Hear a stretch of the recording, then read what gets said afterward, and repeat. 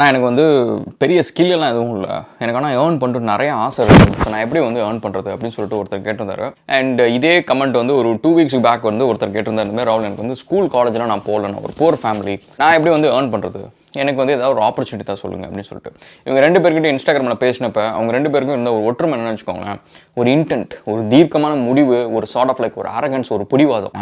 நான் சம்பாதிச்சே ஆகணும், ஒரு சர்வைவல் மோட், எனக்கு நீங்கள் வந்து எந்த வேலை வேணாலும் கொடுங்க நான் செய்ய முடியும் அப்படின்ற மாதிரி ஒரு பிடிவாதம். அந்த பிடிவாதத்தில் ஒரு அட்வான்டேஜ் என்ன தெரியுமா, நம்ம முடிவை நம்ம மட்டும் தான் மாற்ற முடியும், யாருமே நம்மளை மாற்ற முடியாது. ஸோ அப்படி இருக்கிறப்ப ஒரு நல்ல விஷயத்தில் நம்ம பிடிவாதம் இருந்து வச்சுக்கோங்களேன், நம்ம ஈஸியாக சாதிச்சிடலாம். ஏன்னா அவங்கள்ட்ட நான் சொன்ன ஒரு விஷயம் என்னன்னா, இந்த ஸ்கில் டிகிரி எல்லாமே செகண்டரி தான். ஃபஸ்ட்டு நீ சம்பாதிக்கணும்னு முடிவு பண்ணப்ப உனக்கு தேவை என்ன அப்படின்னா இந்தமாதிரி தீர்க்கமான முடிவு. இந்த முடிவு இருந்துச்சுன்னு வச்சுக்கோங்களேன், உங்களுக்கு எங்கே இருக்குன்னா ஒரு குழப்பம் மட்டும்தான் இருக்கும் வழியில். ஸோ எந்த பக்கம் போகிறது அப்படின்றது மட்டும்தான். அதுக்கும் ஒரு கைடன்ஸ் கிடச்சிருச்சு அப்படின்னா நீங்கள் போகிற டைரக்ஷனில் உங்களை யாருமே ஸ்டாப் பண்ண முடியாது. You will earn. ஸோ இந்த வீடியோவில் வந்து நமக்குலாம் வீட்டில் ஏன் சொத்து சேர்த்து வைக்கல சொல்லு, அதான் வாயை கொடுத்துருக்காங்களா, வெறும் வாயை மட்டும் வச்சு எப்படி சம்பாதிக்கிறது அப்படின்னு சொல்லிட்டு பார்ப்போம். ப்ளஸ் கொஞ்சம் மூளை இருந்துச்சுன்னு வச்சுக்கோங்களேன், நிறையவே சம்பாதிக்கலாம். ஸோ அதுக்கு என்னென்ன ஐடியாஸ் இருக்குது அப்படின்னு சொல்லிட்டு பார்ப்போம். இன்றைக்கி வந்து நான் வாய் கிழியே பேசுகிறேன், பட் சைல்டுஹுல்ல நான் ஒரு வாயில்லா பூச்சி. ஸோ இன்றைக்கி நான் வாய் கிழியே பேசுறதுக்கு என் லைஃப்பில் என்ன சுச்சுவேஷன், நான் எப்போ மாறினேன் அப்படின்றத சொல்கிறேன். ஒரு இன்ட்ரெஸ்டிங்கான ஸ்டோரி. இன்றைக்கி விக்ரம் படம் 400 கோடி, அன்னைக்கு விக்ரம் படம் ஃப்ளாப்பு. ஆனால் அந்த பாட்டுக்கு நான் டான்ஸ் ஆடினேன் செகண்ட் ஸ்டாண்டர்ட் படிக்கிறப்ப.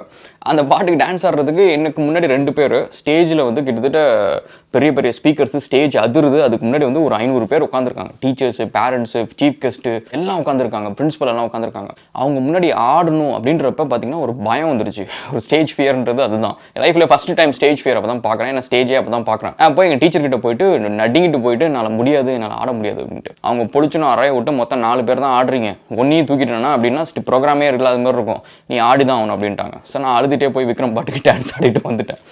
அதுக்கப்புறம் நான் முடிவு பண்ணது என்னன்னா, அந்த ஸ்டேஜ் பக்கமே போகக்கூடாது, நம்மளுக்கு இந்த ஸ்டேஜுக்கும் சம்மந்தம் கிடையாது, இது பயம் அப்படின்னு சொல்லிட்டு அதை விட்டுட்டேன். அதுக்கப்புறம் ஒரு 3-4 இயர்ஸ் கழிச்சு நான் ஸ்கூலில் அதேமாதிரி அசம்பிளியில் உட்காந்துருக்கேன். ஒரு 500-600 குழந்தைங்க உட்காந்துருக்காங்க திருச்சியில் வேறு ஸ்கூலில். அப்போ வந்து கேட்குறாங்க, டீச்சர் கேட்குறாங்க, இந்தமாரி யாரெல்லாம் வந்து ஆனுவல் டே ட்ராமாவுக்கு வந்து இன்ட்ரெஸ்டடாக இருக்கீங்க, பேர் கொடுங்க அப்படின்ட்டு. அந்த ட்ராமாவில் பார்ட்டிசிபேட் பண்ணுறவங்க கூட அந்த ஸ்டேஜ் அசம்பிளி எல்லாம் முடிஞ்சதுக்கப்புறம் பின்னாடி போய் அந்த டீச்சர் கிட்ட போய் தனியாக பேர் கொடுத்துட்டு வந்தாங்க. எல்லாரும் முன்னாடியும் வந்து அந்த ஆப்பர்ச்சுனிட்டியை செய்யறதுக்கு 500 பேரில் 300 பேரை மட்டும் ஃப்ரெண்ட்ஸ் கூட சேர்ந்து ஒரு சின்னதா டிராமா கிளாஸ்க்குள்ள போடுனா எல்லாரும் ஜாலியா எல்லாம் அழகா பண்ணுவாங்க. திறமெல்லாம் இருக்கும். நீங்க ரீல்ஸ் இத்தனை பேர் பண்றாங்கல்ல, ஸோ அந்த திறமை எல்லாமே இருக்கும். அவங்க எல்லாருக்கும் திறமை இருக்கு, உழைக்கிறதுக்கான ஒரு ஆசை இருக்கு, எல்லாமே இருக்கு. பட் ஏன் அவங்க அதை பண்ணலன்னு கவனிச்சுன்னு வச்சுக்கோங்களேன், அதை ஒத்துக்கிறதுக்கான தைரியம் மட்டும்தான் இல்லை. அது ஒத்துக்கிறதுக்கு தைரியம்ன்றது வந்து அதுக்கப்புறம் தான் வேலையே. மிச்சம் எல்லாம் செய்யறதுக்கு வந்து அவங்க எல்லாம் ரெடியா இருக்காங்க.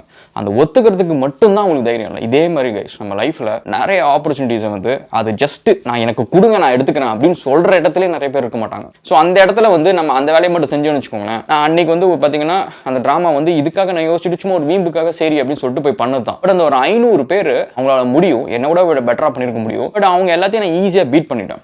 என்ன பண்ண, நான் செய்யறேன் அப்படின்னு சொல்லிட்டு சொன்னதுதான். அதுவும் நானும் ஸ்டேஜ் பின்னாடி தான் போய் சொன்னேன். பட் அது சொல்றப்ப நீங்க பாத்தீங்கன்னு வச்சுக்கோங்களேன், அந்த ஆப்பர்ச்சுனிட்டியை அவங்க கிட்ட இருந்து நான் எடுத்துக்கிட்டேன். ஸோ இதே மாதிரி நம்ம வாயை வச்சு நம்ம என்னென்ன ஆப்பர்ச்சுனிட்டி சம்பாதிக்கலாம் அப்படின்னு சொல்லிட்டு இன்னைக்கு நான் வந்து பேசுறதுக்கு that is basically the starting point. ஏன்னா அதுக்கப்புறம் பாத்தீங்கன்னு வச்சுக்கோங்களேன், I can see it clearly. அந்த ஸ்டேஜ் கீழே இருக்கிறவங்க ஒவ்வொருத்தவங்க அந்த மாதிரி மேலே வரதுக்கு இந்த மாதிரி ஒரு பெரிய அப்டிக்கலை தாண்டி வரணும். எல்லாரும் முன்னாடி நான் ஒத்துக்கணும், எல்லாரும் முன்னாடி போய் நிற்கணும், என்னால் முடியாது அப்படின்னு சொல்லிட்டு எனக்கு இருந்த அந்த பயம் வரதுக்கு ஒரு 3-4 இயர்ஸ் ஆச்சு. பட் அந்த பயம் நிறைய பேருக்கு கடைசி வரைக்கும் போகாமல் இருக்கும். பட் அது வந்து உங்களுக்கு அட்வான்டேஜாக இருக்கும். ஏன்னா இந்த இடத்துல காம்படிஷன் ரொம்ப கம்மி. So let's get into it. என்னென்ன ஆப்பர்ச்சுனிட்டிஸ். ஃபர்ஸ்ட் வந்து டூரிஸ்ட் கைட் கைஸ். ஸோ இதுக்கு நீங்கள் பார்த்தீங்கன்னா ரொம்ப பெருசாக படிக்கணும் அப்படின்ற அவசியம் கிடையாது.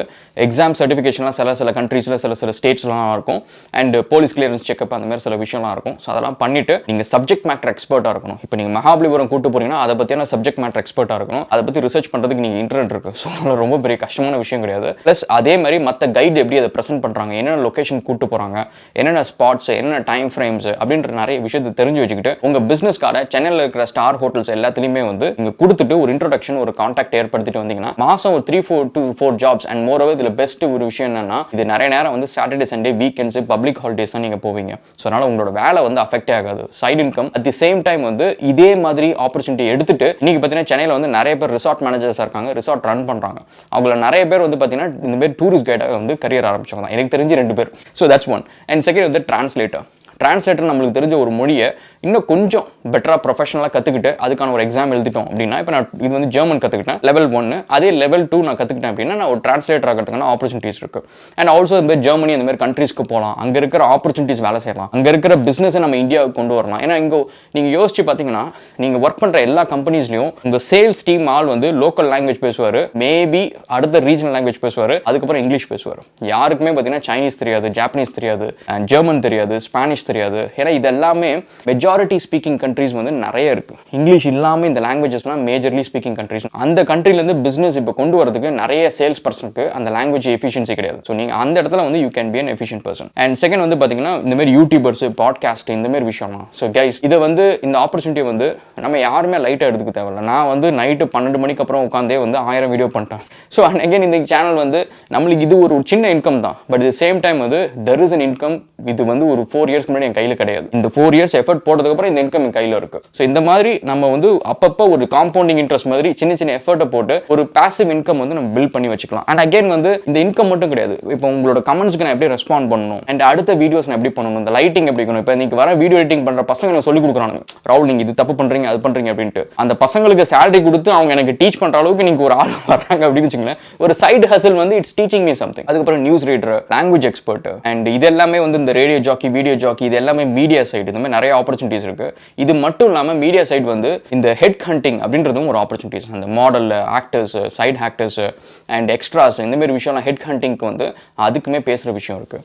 அண்ட் அது இல்லாமல் மோட்டிவேஷன் ஸ்பீக்கர், பப்ளிக் ஸ்பீக்கர்லாம் வந்து பார்த்தீங்கன்னா பெய்டு பப்ளிக் ஸ்பீக்கர்ஸ் அப்படின்னு சொல்லிட்டு இருக்குது. உங்களுக்கு ஏதாவது ஒரு ஏரியாவில் ஒரு எக்ஸ்பர்டீஸ் இருக்குது, அண்ட் லெட்ஸே வந்து டூரிசம் பற்றியோ இல்லை மெடிக்கல் ரெப்ஸ் பற்றியோ இல்லை வந்து சாஃப்ட்வேர் டெவலப்மெண்ட் பற்றியோ இது ரிலேட்டடாக பப்ளிக் ஸ்பீக்கிங் பண்ணலாம், பெய்ட் பப்ளிக் ஸ்பீக்கிங் பண்ணலாம், கான்ஃபரன்சஸில் போய் பேசலாம், அந்த கம்பெனியை ரெப்ரசென்ட் பண்ணலாம். ஸோ இந்த மாதிரி ஆப்பர்ச்சுனிட்டிஸும் வந்து இருக்குது. கீநோட் இப்போ நீங்கள் பார்த்தீங்கன்னா நிறைய கம்பெனிஸ் வந்து அவங்க ப்ராடக்ட்டை லான்ச் பண்ணுறாங்க. ஸோ அப்போ லான்ச் பண்ணுறப்ப அந்த சிஇஓஸே போய் எல்லாத்தையும் பேசிட்டு இருக்க மாட்டாங்க. ஸோ அந்த ஃபீல்டு ரிலவெண்ட்டாக யாராவது ஒருத்தவங்க வந்து பேசுவாங்க. நீங்கள் ஐடியில் இருக்கீங்க, உங்களுக்கு நல்லா பேச தெரியும்னு வச்சுக்கோங்களேன், இந்த மாதிரி ஆப்பர்ச்சுனிட்டிஸ் வந்து இட்ஸ் ஃபார் யூ கைஸ். நான் என் கரியரில் வந்து பிபிஓ ரொம்ப என்ஜாய் பண்ண ஒரு ஜாப் இது.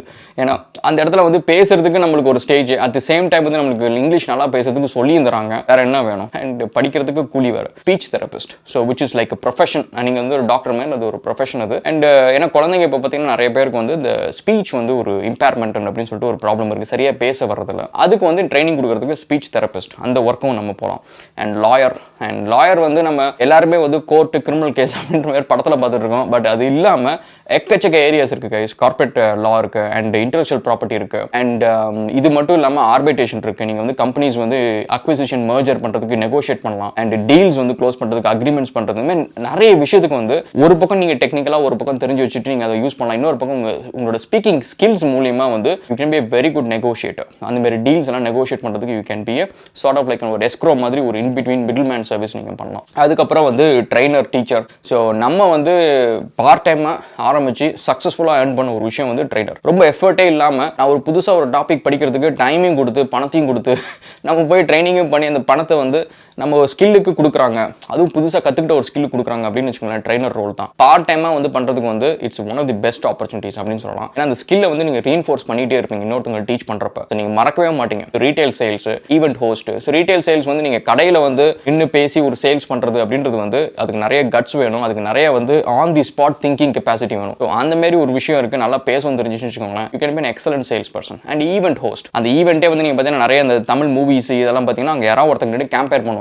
இப்போ யார் அடுத்து வந்து பேச போகிறா, அடுத்து இந்த ஈவெண்ட்டில் வந்து என்ன நடக்க போகுது அப்படின்னு சொல்லிட்டு இன்ட்ரோடியூஸ் பண்ணுறது அதெல்லாமே இருக்கும். அந்த மாதிரி event host work, acting, dubbing. And dubbing வந்து நான் ஒரு சின்ன அனிமேஷன் மூவிக்கு முன்னாடி பண்ணியிருக்கேன், அண்ட் அது வந்து ஃப்ரெண்டோட ஒர்க் அவனுக்கு.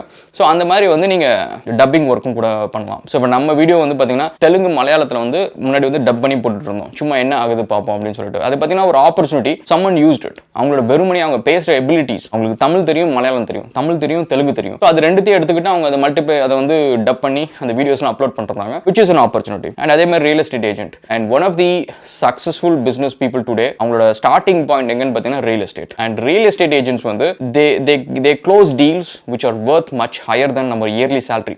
ஒரு டீல் வந்து இன்னைக்கு வந்து இந்த வீடு வந்து இதை எழுதாப்புல பக்கத்தில் இருக்க வீடெல்லாம் விற்றாங்க அப்படின்னா அதில் நீங்கள் ஒரு 1%, 2% வச்சாலே பார்த்தீங்கன்னா it's a very big deal for an author. ஏன்னா ஒரு மாதத்துக்கு 2 டீல் 3 டீல் க்ளோஸ் பண்ணாங்கன்னு வச்சுக்கோங்க, நம்மளோட 6 மாதம் salary அவங்க எடுத்துருவாங்க. So which is really a decent money. So that's it guys. So இந்த மாதிரி நிறைய ஆப்பர்ச்சுனிட்டிஸ் இருக்குது. ஸோ உங்களுக்கு வந்து இதில் எந்த ஆப்பர்ச்சுனிட்டி வந்து சூட்டபுளாக இருக்கும், அண்ட் இதோட ஏதாவது பெட்டர் ஐடியாஸ் இருந்துச்சு அப்படின்னா வந்து கமெண்ட் செக்ஷனில் போடுங்க. நம்ம இன்னொரு வீடியோவில் கேட்சப் பண்ணுவோம். And thank you so much guys and cheers.